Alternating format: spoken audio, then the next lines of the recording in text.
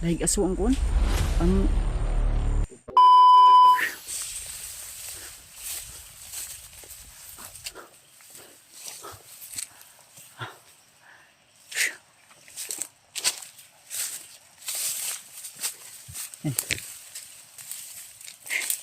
tuloy pa rin tayo tol sa paglalakbay. May mga nasundan kami na bandido kanina. At may mga usapan sila na papunta daw sila sa bihag. Kaya sinundan namin at minanman na namin ng mabuti mga tol. At wala namang nakasunod sa amin.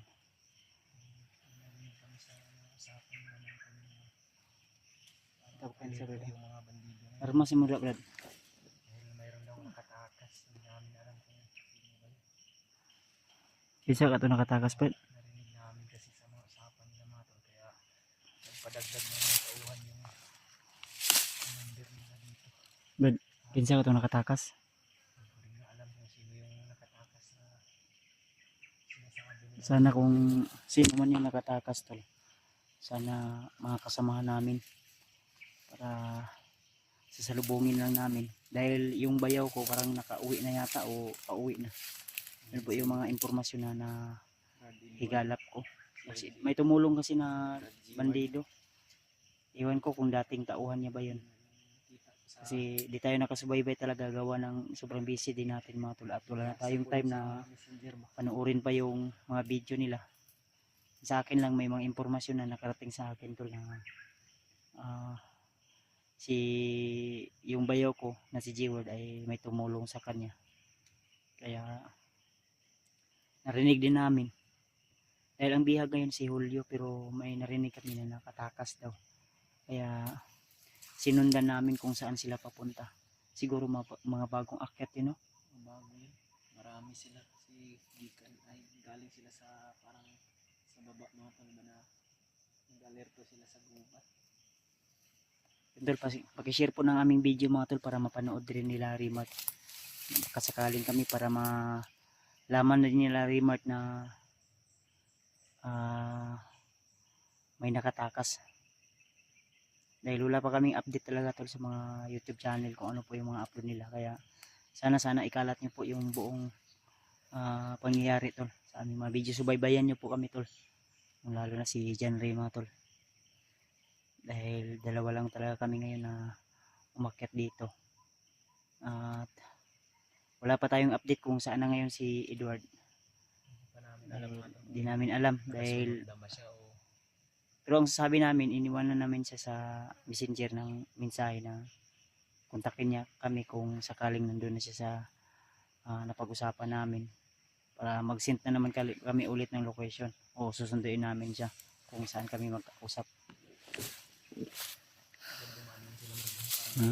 Daanan talaga dyan. Diri sila kung ikaw man nag-una. Nasundan ko kasi. Ina ka na. Sila ko pensa kay basig nakahiring na sa tuwa nga yung sunod-sunod ta. Itong daan, ano ito?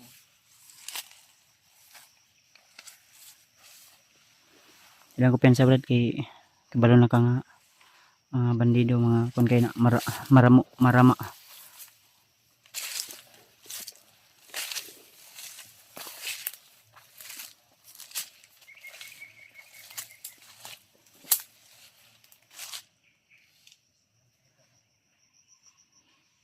Medyo tahimik yung area tol pero huwag lang tayong kupensa dahil marami din yung nasundan namin. Pinasunod lang kami para nasa baba.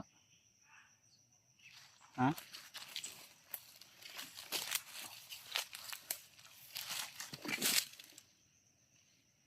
Rapid brad.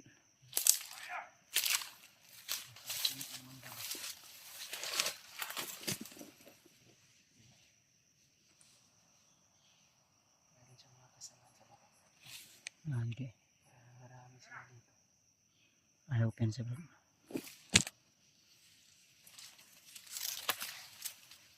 Katong gihatag sa to ni bangkil na mga orasyon. Pwede na to magamit sa panahon nga magkaapi kita. Mao to ingon ni Brad Bangkil mga tol. Mabisang oras yun yung mga Ano yun? Sa oras ng kagipitan ay pwede naming gamitin yung mga orasyon na binigay niya sa amin. Kasi si Bangkil sa mga pagkabandido mga tol, alam niyo kung ano kahinaan ng mga bandido mga tol. Base sa mga Marami siyang tinuro sa amin. kapangyarihan na binigay ni Commander Bagnot sa kanyang mga tauhan. Alam ni Bangkil kung paano yun Sumpain. sumpain mga tol para hindi sila masyadong lumakas. Mga ano rin, mga bagong recruit ni Bay. Umabot, Walang tali na pula sa... hindi pa May tawag si ano dyan eh, Brad. Ah, May tawag si Bangkil sa mga taong ganyan, may mga pula sa ulo. Sabi niya mga ano daw yan ng kulto may mga kuan, na nagpaalipin kay Commander Bagnot. mga membro.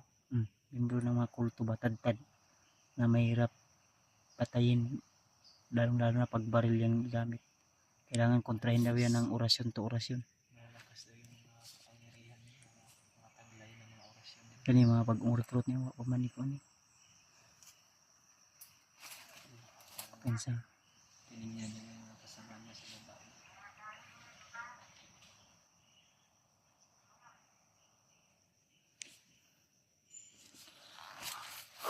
At lagi lang bilin na sa amin ni Brad Bangkil na kailangan magmasid sa buong paligid. Dahil yung iba ay nagkunwari lang na hindi nila na mamalaya na nandito kami. Isa rin sa papasalamat namin mga tol, sinabi ni Bangkil kung ano yung mga strategy ng bandido ngayon. Lalo na sa mga ginagawa nilang patid.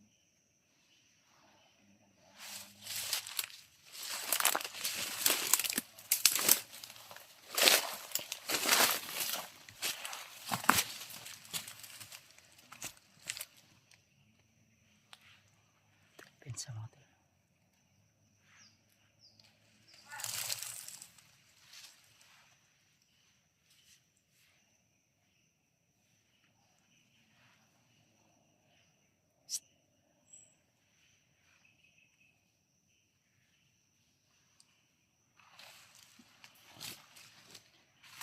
Ako pensa Brad ha.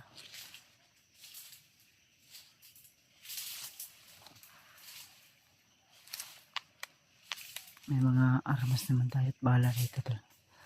Kahit hindi man gaano karami yung dala nating bala, ang malaga ay bawat asinta natin ay matatamaan sila. At nalagyan na rin natin to ng mga orasyon.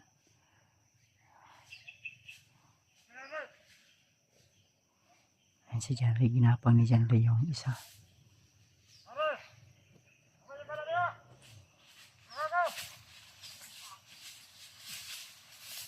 This one.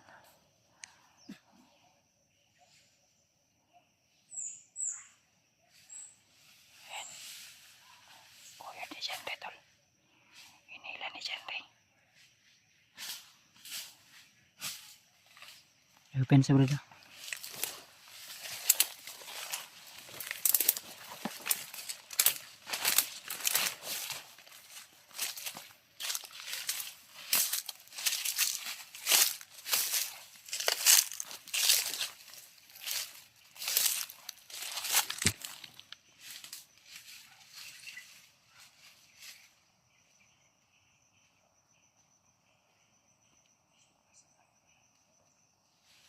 Parating mo dito tol.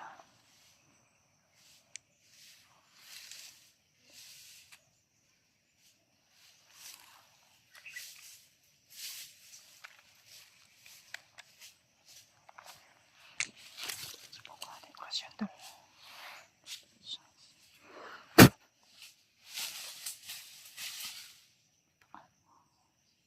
Up.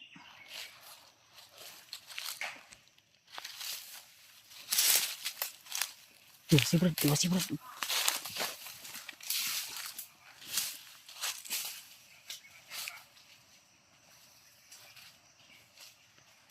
si. Dapat to sa ano. Tapos.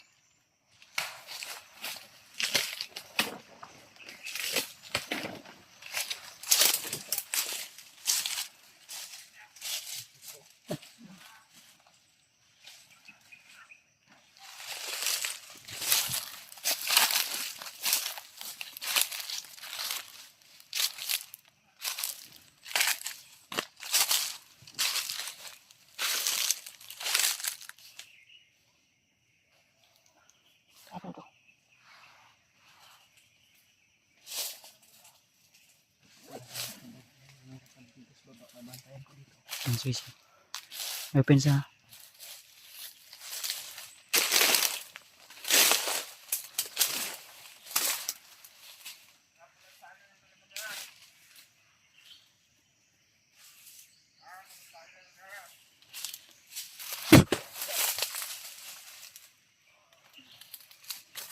it.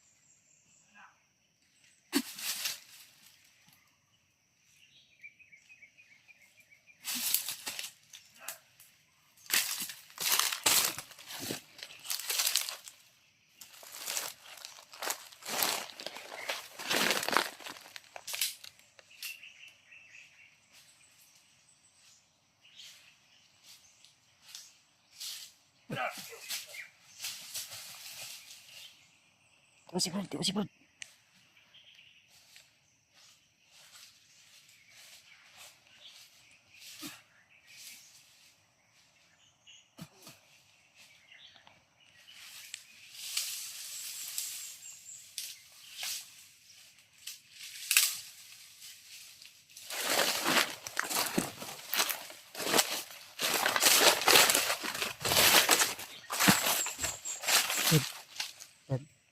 Nakuha lighter dito, uban ka na.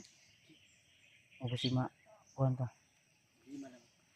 May mga panalong brado. Nakamatao. Gamitin eh, kaya akong dauban.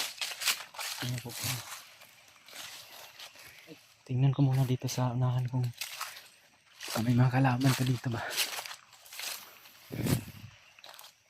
Susunugin po ni Kuya Bats yung isang bandido mga tanda. Nilagyan ko ng kwan.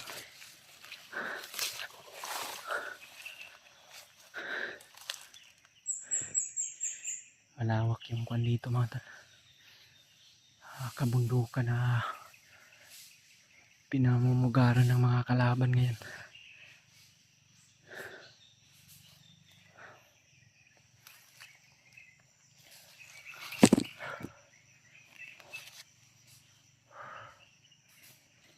Diyan kanina mga tal. May mga,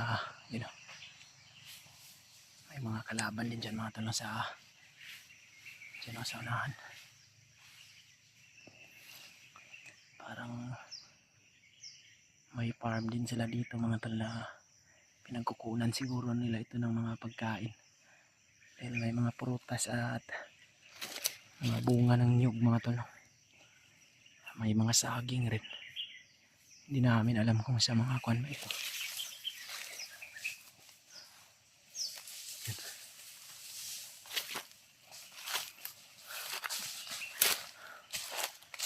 Sinunog mo na.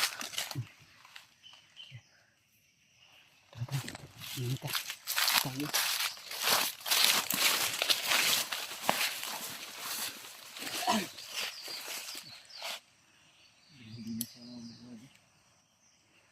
I-sure na ko nga dito sa kalihok. Ha? Sige lang. Yan lang kasi may kwan. Okay na, isunog na to. Okay lang, problema lang ano.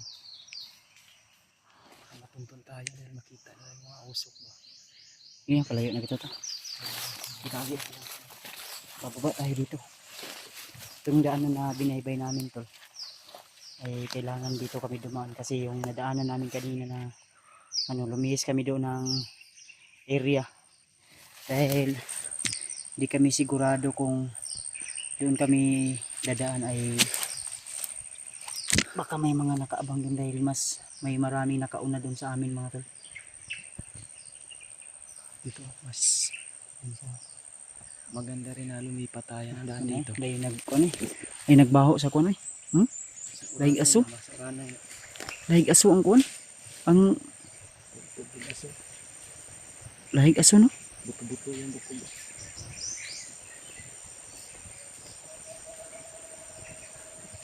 Tara tara. Ang importante na nakabalo kita.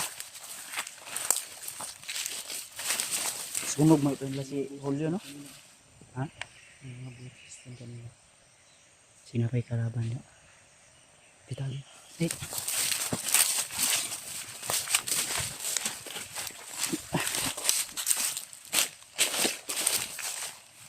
Malapit na dong lumubad. Yan sa harapan. Ikaw.